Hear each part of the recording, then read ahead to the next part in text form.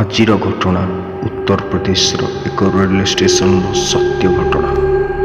ଉତ୍ତରପ୍ରଦେଶର ରୋହନ ସାଙ୍ଗରେ ସେଇ ରାତିରେ ଘଟିଥିଲା ଏହି ଭୟଙ୍କର ଘଟଣା।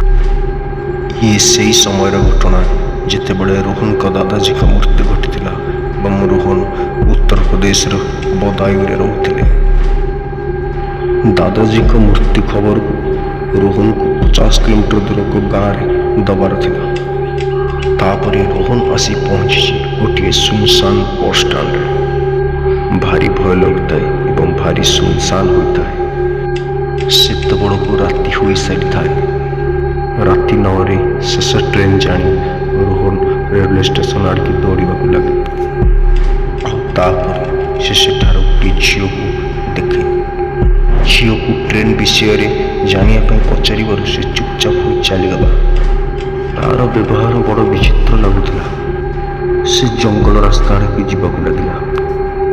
ରୋହନ ତା ପଛେ ପଛେ ଯାଇ ଯେତେବେଳେ ତା ମୁହଁକୁ ଦେଖିଦେଇଛି, ସେ ଭୟଙ୍କର ବିକୃତ ମୁହଁ ଦେଖି ବେହୋସ ହୋଇଯାଇଛି।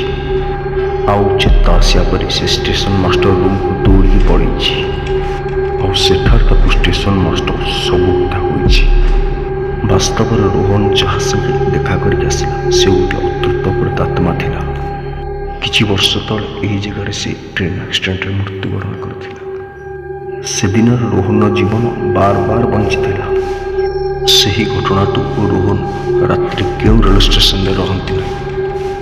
ତେବେ ଦର୍ଶକ ବନ୍ଧୁ, ଇଏ ଥିଲା ଉତ୍ତରପ୍ରଦେଶର ବଦାୟୁଁ ସହରର ଭୟାନକ ରେଳ ଷ୍ଟେସନର ଘଟଣା। ଦର୍ଶକ ବନ୍ଧୁ, ଦୟାକରି ଚ୍ୟାନେଲଟିକୁ ସବସ୍କ୍ରାଇବ୍ କରିବେ ଆପଣଙ୍କ ପାଇଁ ଏଇଭଳି ନୂଆ ନୂଆ ହରର ଷ୍ଟୋରି ଆଣିବା ପାଇଁ।